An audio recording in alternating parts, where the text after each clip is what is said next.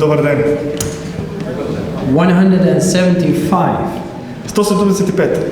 I guess that many of you are now trying to guess and figure out why 175. Предпоставам дека сега си помислувате што е ова 175.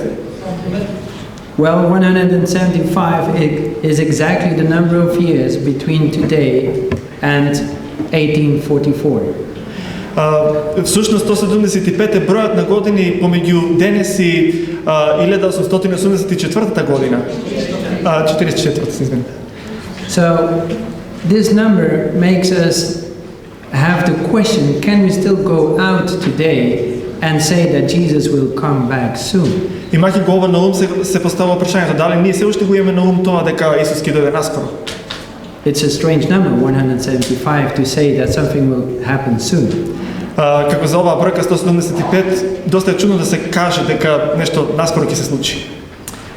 But the letter of Peter tells us that we need to be aware of a danger.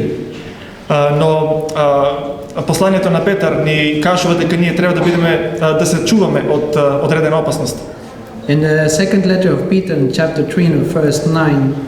Во второ Петрово, трето поглавје, 9 стих. Excuse me, verse 4, we read. Од 4 стих се извинуваме. That people will have the question, when will it happen, the second coming of Jesus? Во второ Петрово, 4 стих се поставува прашањето. Значи се кажува дека луѓето ќе се го поставуваат прашањето кога ќе се случи тоа доаѓање на Исус. Ever since our ancestors died, everything goes on as it has since the beginning of creation. Значи се е така како што било уште од давнина од нашите предци и така останало уште од самото создавање. In verse 9 we have a start of an answer on that question. Во 9 стих имаме почеток на одговорот на тоа прашање. The Lord is not slow. Бог не е бавен. He is not slow. Не е бавен. But he will keep his promise. Но тој ќе го одржи своето ветување. He is patient. Тој е трпелив. He is patient with us. Тој е трпелив со нас. Not waiting anyone to perish. Затоа што не сака ни еден од нас да биде изгубен. But waiting everyone to come to repentance. И го чека секого од нас да дојде до покаяние. So when we question ourselves, how can we know where we are in the timeline?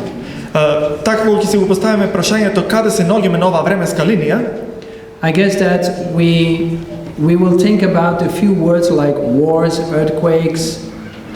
Веројатно ќе ни текне на неколку зборови како војни, земјотреси, economic crises and so on. Економски кризи и така натаму. And that's normal we think about these things because that is what we read in Matthew 24. И нормално е да размислуваме за овие работи затоа што тоа и го пишува во Матеј 24 глава. But we need to read that chapter very careful. Но мора многу внимателно да го прочитаме тоа поглавје. Because it is written that all these things that I just said, затоа што таму е напишано дека сите овие работи кои што ви ги кажав, all these things are the beginning of the birth pain. Сите овие работи се почеток на страдањата. So that means that all these things does not mean that birth has already taken place. Сите овие настани не укажуваат на тоа дека нешто многу брзо ќе се случи, значи само почеток е. I think it is very dangerous to use the newspaper to find out where we are in a timetable. Мислам дека е многу опасно да ги читаме весниците и да бараме каде се наоѓаме во таа временска рамка. Every time there is somebody wants to have a revival in church, секој пат кога некој сака да има некое пробудување во црквата, he points out the fact that we are in the end of times. Го посочува фактот дека сме во крајните времиња. Every time there is a crisis, we point out that it is the end of time. Секогаш кога има криза, велиме крајот на времето доаѓа. But what are the signs that God gave us to determine when the end time events will start? Но кои се знаците на крајното време, кога ќе почнат тие настани? Let's go to Revelation chapter 13. Да отвориме во Откровение 13 глава. In the second part of that chapter, the first sentence is, "Then I saw a second beast, И во вториот дел на стихот вели: тогаш видов и втор звер coming out of the earth. кој излегува од земјата.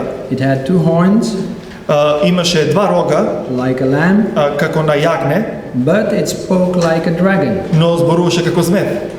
I will not take the time to explain every word. Немаме време да го објасниме секој збор поединично, First, because I think that you know. затоа што веројатно знаете. And second, if you really want to know, there is a very good book. Somebody explained it very well. И ако сакате да дознаете повеќе, има една книга која што е многу добро напишана, многу добро е објаснето во неа. Even though I'm a teacher, I couldn't do it better. Иако јас сум учител, значи не можам подобро да објаснам тоа. I would invite you to read chapter 25 of the Great Controversy. Би ве повикал да го прочитате 25-то поглавје од големата борба. But the last part of that sentence, Но последниот дел од таа реченица, to speak like a dragon. дека зборува како змев. If we look at what is written in the SDA Bible commentary, Ако погледнеме што пишува во библискиот коментар на Адвентистичката црква, our own Bible commentary refers to an article that Ellen White wrote in 1886. се референцира на една објава која што е објавена уште во 1886 година од Елен Вајт. I would like to have your particular attention for the first sentence. Би сакал да обратите особено внимание на првата реченица. We read, "Protestantism shall give the hand of fellowship to the Roman power." Читаме: протестантизмот ќе ја даде својата рака на заедништво на римската сила. Now, we need to be clear on that point. Мора да ни биде јасно ова. When we talk about prophecy, is not to point with a finger a certain denomination. Кога зборуваме за пророштвата, да не покажуваме со прст кон одредена деноминација, But it is to understand what God has trying to explain us. туку да се обидеме да сватиме што Бог сака да ни објасни нам. So when we read this first sentence of that quotation, Кога ја читаме првата реченица од овој цитат, what do we understand of that sentence? што разбираме од таа реченица? It says that it will be Protestantism that will lean over and give the hand to the Roman power. Вели дека протестантизмот е самиот тој кој ќе ја подаде раката за заедништво со римската сила. Normally, if you have to come to a compromise, Нормално, ако доаѓа ред да се направи компромис, both are trying to come together to a certain point. Двете страни се обидуваат да дојдат до одредена точка.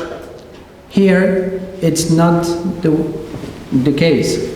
Овде не е случајот. Here we see that it is one who is going to the other. Овде гледаме дека само едната страна прави компромиси и оди кон другата. Let us remember this. Да запомниме ова. I would like to take another quotation. Би сакал да цитирам уште еден цитат. As I said, chapter 25 of the Great Controversy. Пак, значи од 25-то поглавје на големата борба.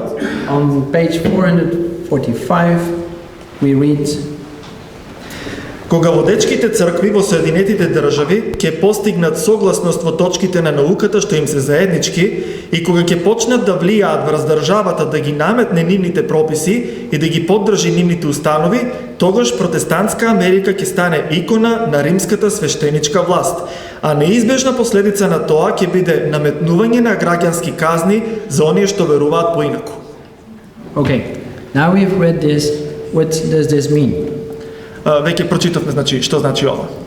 When Ellen White wrote in 1886 that Protestantism will lean to the Roman power, Кога Елена Вајт ова го напишала во 1886 година дека протестантизмот е тој кој што ќе се приближи кон римската сила, that was something that people said, no way, will never happen. тогаш луѓето велеа нема шанси, тоа никогаш нема да се случи. For two reasons. Од две причини. First reason is that Protestant churches were far from united. Првата причина е протестантските цркви беа далеко од обединети. All these denominations, they were not friends. Сите овие деноминации не беа пријатели. Second thing is that a Protestant would never even think to start a conversation with a Roman Catholic. Втората причина е дека протестант воопшто не би помислил да разговара со некој католик. So when that article was published, Кога ова било објавено, a lot of people said that Ellen White was a little... многумина си рекле Елена Вајт мора да е малку луда. But she wrote it, Но сепак го напишала тоа. so that we would read it today. За ние денес да го читаме тоа. Because what happened since then? Зашто што се има случено од тогаш наваму? On October 31st, 1999, На 31 октомври 1999 година a joint declaration was signed. заедничка декларација била подпишана. And it was a joint declaration about the doctrine of justification.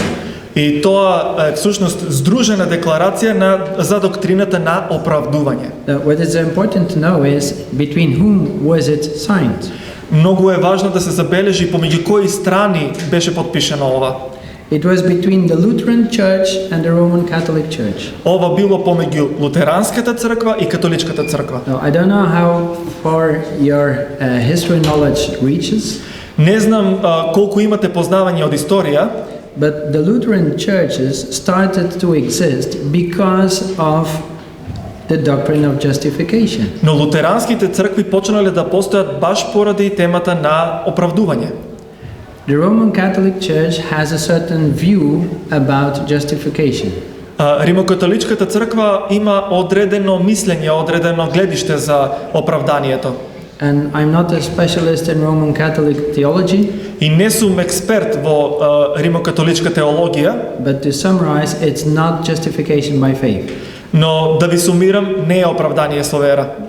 Now, just on that issue that caused what we call Protestantism, Само на тоа прашање, значи настанало тоа што го нарекуваме денес протестантизам, exact on that issue, a joint declaration was signed.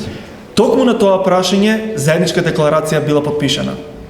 And you know, when you look at the content of that declaration, И знаете, кога ќе погледнете на содржината на таа декларација, it seems that Ellen White wasn't that very wrong, испаѓа дека Елена Вајт не била воопшто грешка, because the content of that joint declaration зашто содржината на таа здружена декларација is for 100% Catholic theology е 100% католичка теологија and 0% Lutheran. и 0% лутеранска. Now, 1999 is quite some time ago. 1929 е не многу далеку. That process went on because that is only one denomination, the Lutheran Church. Тој процес продолжил и понатаму затоа што има само една деноминација на лутеранската црква. Since then, all denominations signed that document. Но од тогаш наваму и другите деноминации го потпишуваат документ.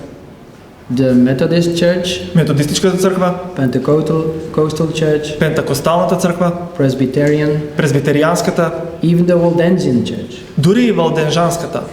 And on October 31st, 2017, И на 31 октомври 2017 година, for those who are very fond of history, за оние кои сакаат историја од вас, that is day by day, exactly 500 years, тоа е ден по ден, точно, значи 500 години, exact 500 years after that, Luther himself nailed the 59 theses on the door of Wittenberg Chapel.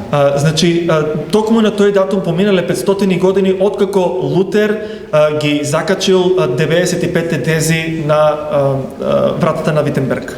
Now, what is said about that date? Што е тажно во врска со тој датум?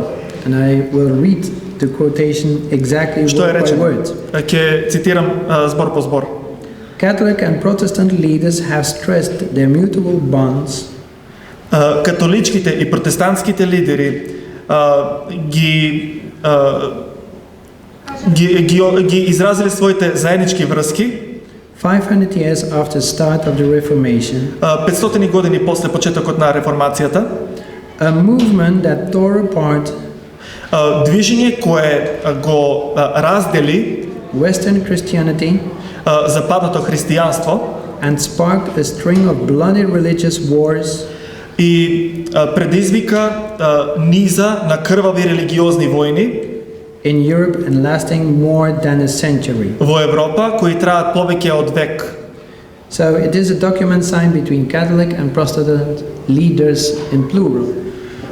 Значи it is not written? It is It is written.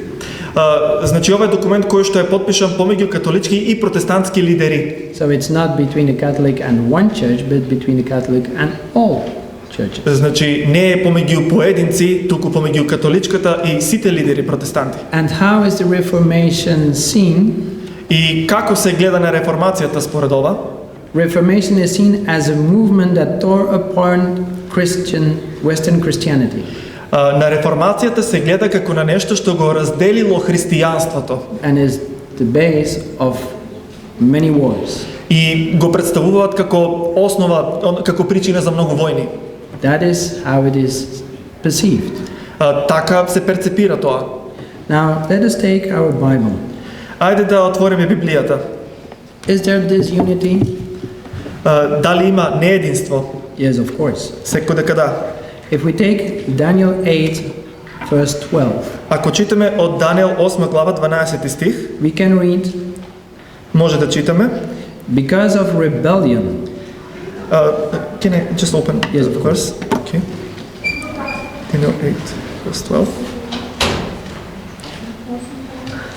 Заради нечестноста, When you have rebellion, there is no unity. кога имате војна, значи нема единство. So, is there disunity? Yes. Дали има неединство? Да, има. Because of rebellion, the Lord's people and the daily sacrifice were given over to it. Значи, војската се дигна против секојдневната жртва заради нечестноста. It prospered in everything it did, and the truth was thrown to the ground. Ја обори вистината на земја и успеа во се што правеше. It would be nice and very good to read the whole chapter, but I will keep it to one verse. Би било убаво да го прочитате целото поглавје, но ќе се задржам само на овој стих. We see that there is disunity, Гледаме дека има неединство. and the reason why there is disunity there is because somebody is throwing the truth on the ground И причината за тоа неединство е затоа што некој се обидува вистината да ја собори на земја and will trample it. и да гази на неа. So there is disunity. Значи постои неединство. What will God do about it? Што Бог ќе направи во врска со тоа? We just read it. Само што прочитавме. God is patient. Бог е трпелив. He let things go for a while Тој дозволува одредени работи да се случуваат одредено време. because he knows that we need it to understand it. Затоа што знае дека нам ни е потребно тоа за да го сватиме. If God would have reacted immediately, we would have perceived it as Ако Бог веднаш реагираше, тогаш ние ќе го перцепиравме тоа being a God who is full of revenge. дека тоа е Бог кој што е полн со одмазда. So God wants us to understand that He loves and cares for everybody. Бог сака да знаеме дека тој не љуби и се грижи за секого од нас. And even if it hurts Him that the truth has been thrown on the ground, Дури и ако го боли, дури тоа што го боли дека вистината е соборена на земја, He lets it happen for a while, тој дозволил тоа да се случува извесно време, but not forever. но не за секогаш. Because in Acts chapter 3 verse 21 we read, Зашто во дела 3:21 читаме: Heaven must receive Him until the time comes for God. Кога небото треба да го прими до времето кога ќе биде воспоставено се. For God to restore everything. I read this. For God to restore everything as He's promised long ago through His holy prophets. За кое Бог зборуваше од древноста преку устата на своите свети пророци. This means God will restore. Што значи Бог ќе ги обнови нештата. God is restoring. Бог обновува, воспоставува. The Do we really think that Martin Luther suddenly in a certain morning he stood up of his bed and said, "Oh, today I'm gonna nail 95 theses on the door"? Дали мислите дека така едноставно на Мартин Лутер му текнало, еве, ќе станам едно утре станал и рекол ќе ги закачам тие 95 тези? I think if he wouldn't have been urged by the Holy Spirit, he wouldn't have done it. Мислам дека ако не бил покренат од Светиот Дух, тогаш тој немало да го направи тоа. God is working on restoring the truth step by step. Бог работи на тоа, на враќање на вестината, на воспоставување на вестината, чекор по чекор. This means that with the information that we received, that God gave us through His Word, Тоа значи дека со помош на информацијата која Бог ни ја дал преку неговиот збор, we need to understand that it is His own children, мора да разбереме дека неговите собствени деца, those who received His Word, тие кои го примиле неговото слово, that at a certain moment they will decide to let it depart and go back. дека во одреден момент тие ќе се одлучат да го напуштат тој збор и да се вратат назад. If Ellen White wrote, it's not because Ellen White taught it, but because she was told to write it down. Елена Вајт го напишала тоа не затоа што таа мислела да го напише тоа, туку затоа што и било кажано преку Светиот Дух да го направи тоа.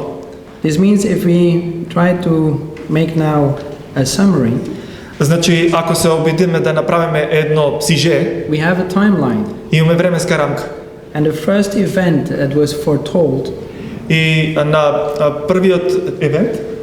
првиот евент било предскажано is that churches would unite and that it is the Protestant movement that would lean out to the Roman church.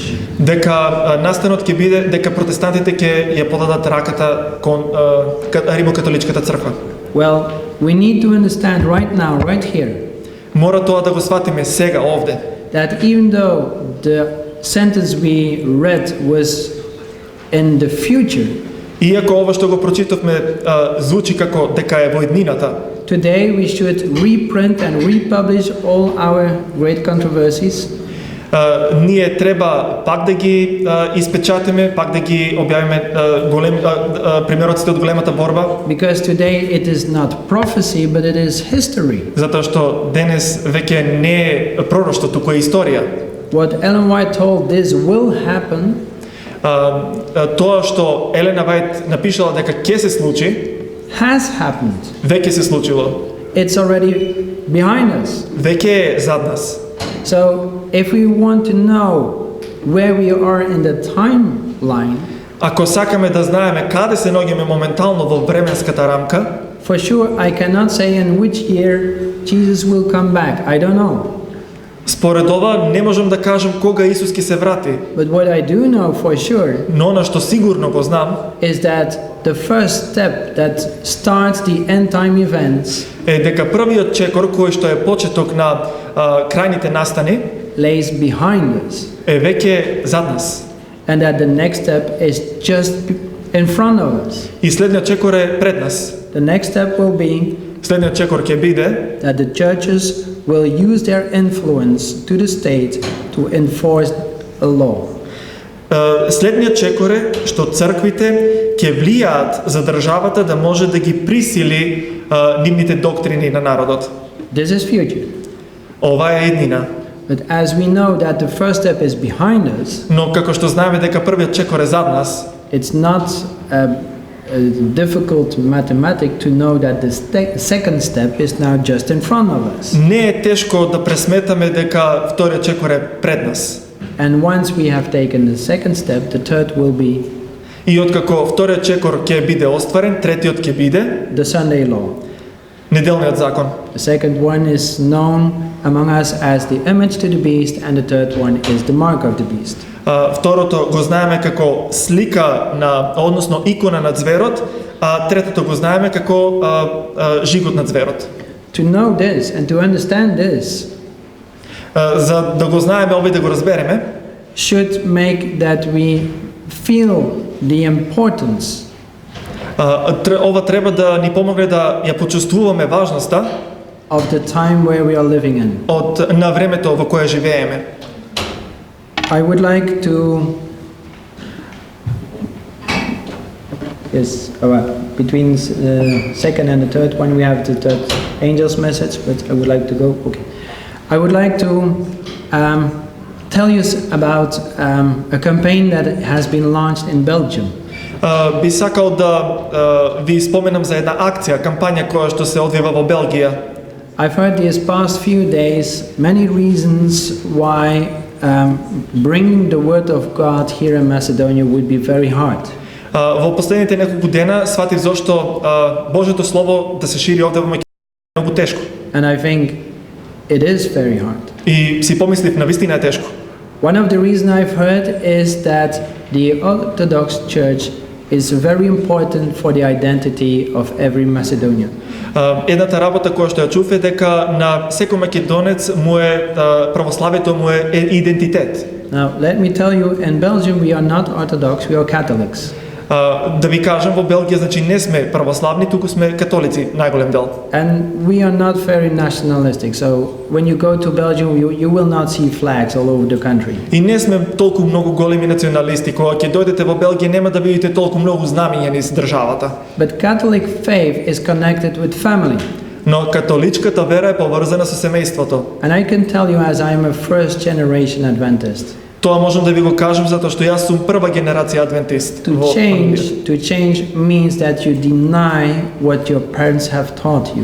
Да го промените тоа значи да го негирате она на што ве научиле вашите родители. So for Macedonians to become Seventh-day Adventist is to deny your identity as Macedonian. Значи за да се стане адвентист, ова би значило дека македонецот треба да се откаже од својот идентитет. For Belgian to become Adventist is to deny the bonds with your own family.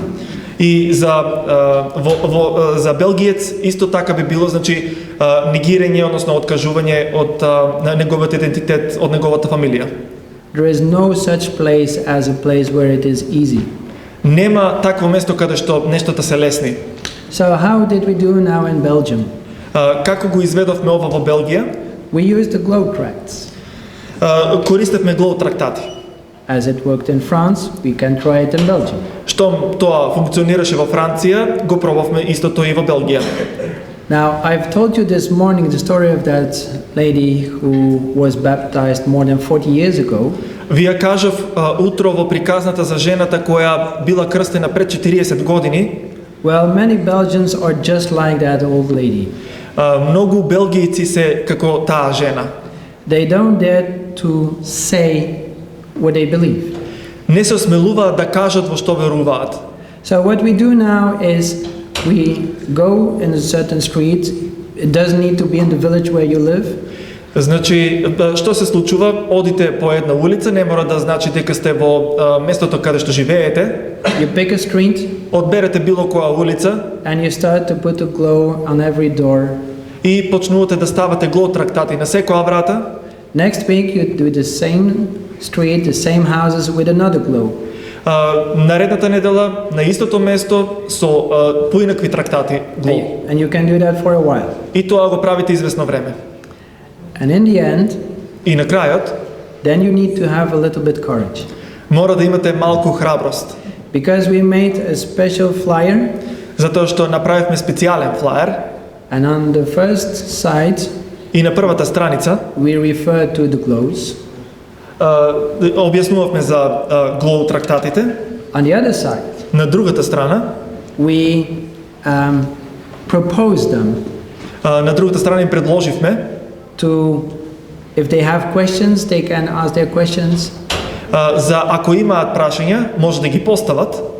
If they want a Bible study, they can ask for a Bible study. Ако имаат потреба од библиско проучување, може да побараат. Or if they have any question about Bible or faith, they can ask their question.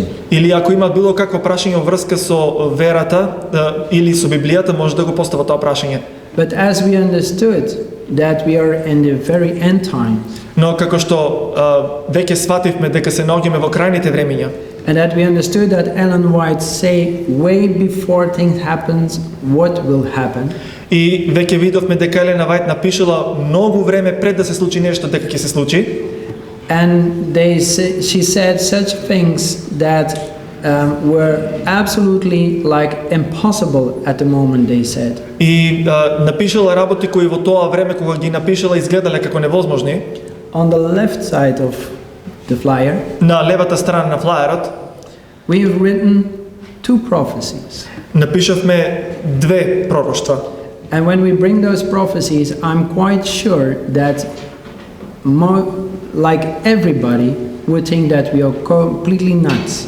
И ако го спомнеме и макар само првото пророштво, луѓето ќе помислат дека сме луди. But the more they are convinced that we are totally wrong, the better it is. Но колку луѓето се поубедени дека ние не сме во право, тогаш подобро.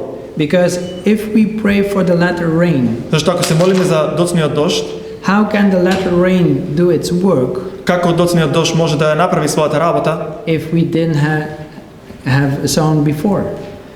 If we didn't have, ако не сме порано сееле, You need seed to have fruits. мора да имате семе за да имате плод.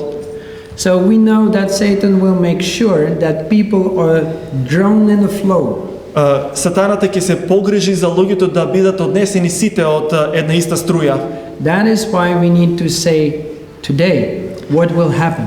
Затоа мора денес да кажеме што ќе се случи. Because if they are convinced that what we say is completely crazy, Зашто ако се убедени дека она што ние го кажуваме сме тотално луди поради тоа, the day it will happen, денот кога ќе се случи тоа, and we are sure that it will happen, и сигурни сме дека тоа ќе се случи, Satan will not be able to draw them in the flow, Сатаната нема да биде во можност да ги однесе во таа струја, but they will remember the words they found stupid so many time ago. но ќе се сетат на зборовите кои ги сметале за глупи пред многу време. So we wrote on our flyer, Така ние напишавме на нашиот флаер. did you know that our Western society Дали знаете дека нашето западно општество first will strive for the reunification of church and state? прво ќе тежне за повторно обединување на црквата и државата?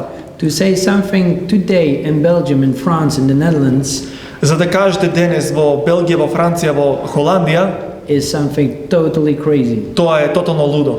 No one believes that there will be a reunification between state and church. Никој не верува дека би дошло до обединување помеѓу црквата и државата. That is exactly why we need to tell it today.